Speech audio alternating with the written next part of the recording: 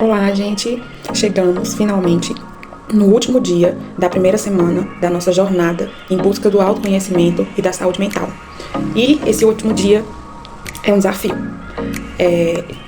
Eu te desafio nesse último dia, onde nós vamos falar sobre redes sociais. Eu te desafio a ficar 24 horas, o exercício de hoje é esse. Ficar 24 horas sem mexer e sem acessar nenhuma rede social. Vamos ver o que vai ser difícil? Até pra mim vai ser difícil.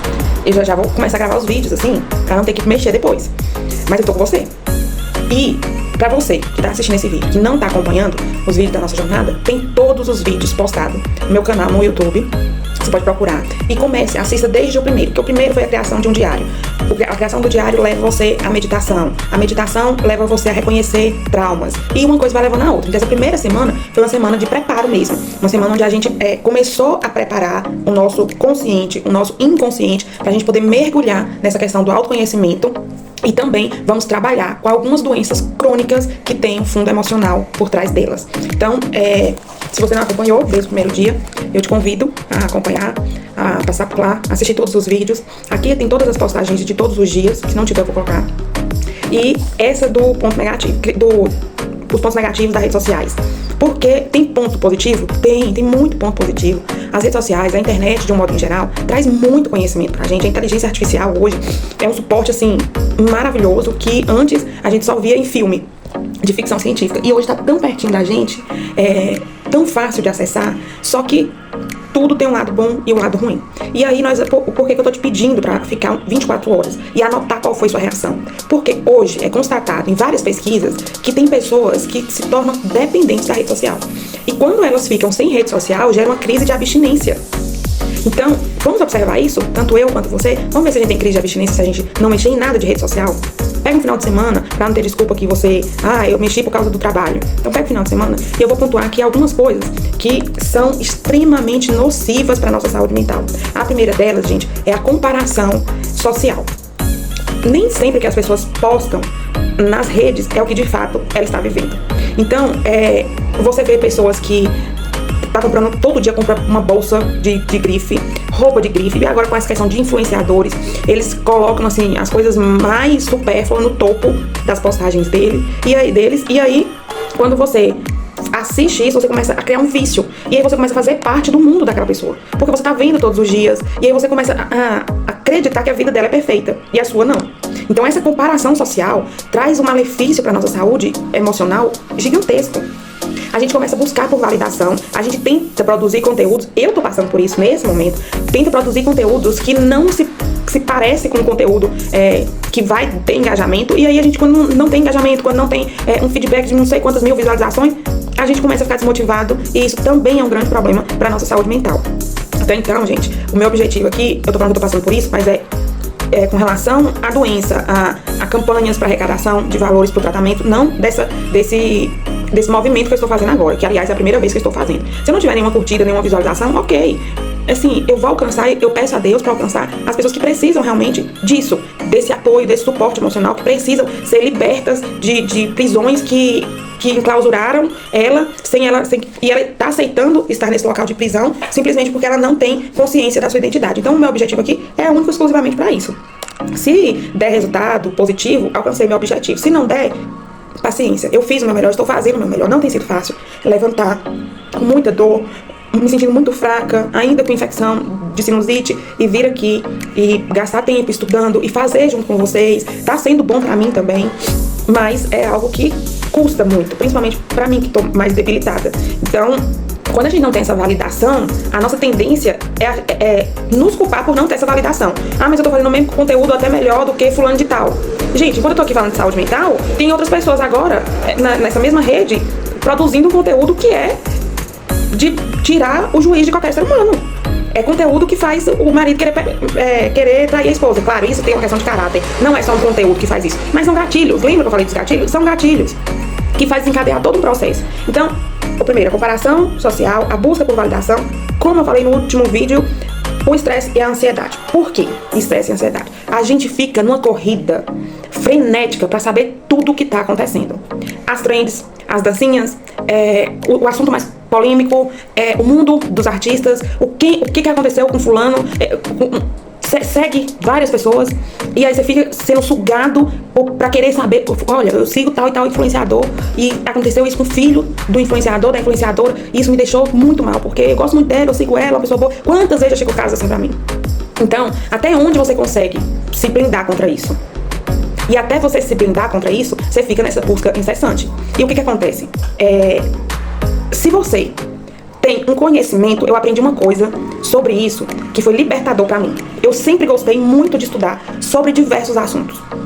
E estudando, eu tive uma aula de neurociência e o professor falou o seguinte: gente, pare de ficar buscando ter cada vez mais conhecimento. Na hora que ele disse isso, eu pensei, cara, o homem é PhD. O homem tá no nível mais alto da cadeia alimentar dos acadêmicos. Como é que ele vai dizer, como é que ele abre a boca para dizer que a gente não pode ficar correndo atrás de conhecimento? E aí, ele, claro, completou a linha de raciocínio dele e no final ele falou uma frase que foi um soco na minha cara. Ele disse o seguinte: conhecimento sem ser aplicado gera peso. Se eu tenho conhecimento, por exemplo, eu sou biomédica, eu sou perita criminal, eu sou psicanalista, tava fazendo medicina e tava entrando, que agora realmente eu dei uma pausa, entrando em mais mestrado, doutorado, aprender inglês pra fazer um mestrado fora do país. E aí, quando ele me disse isso, eu falei, é verdade, cara. Por quê? Eu entendo tudo sobre perícia. Só que eu não tô usando esse conhecimento da perícia. Então, quando eu vejo, e eu acompanho muitos casos, muitos colegas da época que eu trabalhei na área, quem me conhece sabe que eu sempre faço besteira. Besteira que eu digo assim, gente, eu sou a pessoa mais sem noção que existe quando se trata de assuntos diversos. Acho que tudo na minha vida, tudo. Eu tenho que fazer um podcast só contando essas coisas da minha vida. Eu conto pra minha mãe fala assim, meu Deus do céu, como é que pode? Gente, eu já dormi dentro do rabecão, já dormi no lugarzinho ali onde coloco a pessoa aqui. Eu dormi ali dentro uma vez. Eu não vou falar mais nada, não, só perco logo meu réu primário. Vamos voltar? Então, o excesso de conhecimento e essa busca incessante que vem assim, de bandeja pra gente, sem filtro nenhum, pode sugar a nossa saúde mental, levando a um quadro de estresse e ansiedade generalizado. Por que que isso acontece? Porque tudo que é falado em uma rede social, o nosso cérebro, ele tá cada vez se moldando para ficar adaptado ao digital. Um exemplo, minha avó sabe zero do digital. Minha mãe sabe mais ou menos do digital. Eu sei um pouquinho do digital, um pouquinho mais do que minha mãe, sei uns 60%. Se eu tiver um filho hoje, é capaz dele, na hora que nascer, ele pega um celular da mão de quem tiver e faz uma selfie. Cheguei, mundo, cheguei. É assim. E o que acontece? A gente vai pegando esses conteúdos que não são filtrados e vai trazendo como conhecimento e vai enchendo a nossa mente. Até que chega um ponto que você quase surta. Por quê? Isso te leva a querer estar no patamar daquela pessoa, a querer pensar da forma que aquela pessoa pensa, porque parece que o que ela pensa é o certo, porque tá todo mundo validando ela e não tá te validando. Então, é uma torre de cartas que você tira uma e cai todo o resto. Sem falar no isolamento, que hoje a maioria dos jovens e adolescentes, eles estão muito mais conectados a amigos virtuais do que amigos reais. Então hoje é muito... Gente, na minha época, da minha infância, a gente... Olha só, a nossa brincadeira qual que é. Eu sou filha única, mas eu tenho 4 primos que é como se fossem meus irmãos e a gente foi criado juntos.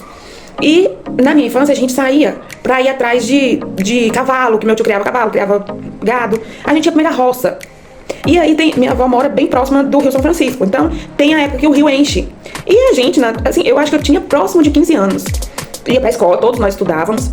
E aí todo mundo estudava de manhã, então à tarde a tropa tava toda junto. Por mais que quisesse separar a gente dava migué e se juntava. E eu sou a mais velha. Portanto, meu dever era proteger os mais novos, mas não. Eu era que inventava a fuleiragem. E aí, na minha época, a gente pegou um estrado de cama, uma grade de cama, enrolou um monte de garrafa PET, fizemos uma mini canoa, subimos na mini canoa, não subiu todo mundo, porque tinha que ficar 2 lá na beira do rio, que era pra avisar se alguém tivesse vindo pra gente voltar correndo, e também pra avisar se a gente afogasse. Então ficava 2. Normalmente a gente pegava os mais bestinha. É a minha prima mais velha e o meu primo mais novo. Então eles 2 ficavam lá vigiando. Enquanto eu e meus outros 2 primos do meio ia na canoinha. E aí era na época que o rio tava baixando, então a gente ia e a gente conseguia pegar peixe com sacola, assim, botava sacola e pegava peixe. Peneira de construção, a gente pegava peneira de construção, botava assim, pegava um monte de peixe, tratava os peixes, depois ia pra casa, fazia fogo de lenha. Gente, minha infância foi fogo de lenha e roubava o óleo da cozinha da minha avó e uma panela da cozinha da minha avó e ia fritar os peixes comer, os peixes. Hoje, criança de 16 anos tá fazendo o quê? Investimento. Falando, se você quiser, você pode economizar. Isso é ruim? Não é ruim, mas tá em excesso. Tudo em excesso é prejudicial. Esse menino nunca pegou um bicho de pé. Esse menino nunca pegou um verme. Como que tá a imunidade desse menino, gente? Eu fico pensando assim, e a lembrança? Porque pra mim hoje, lembrar da minha infância me traz muita alegria.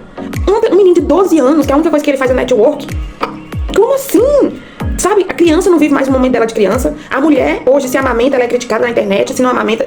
Então, é um desequilíbrio tão grande que pra gente usar hoje as redes sociais sem deixar nos afetar, é necessário ter conversa como essa que nós temos aqui. A gente precisa preparar o nosso emocional pra isso.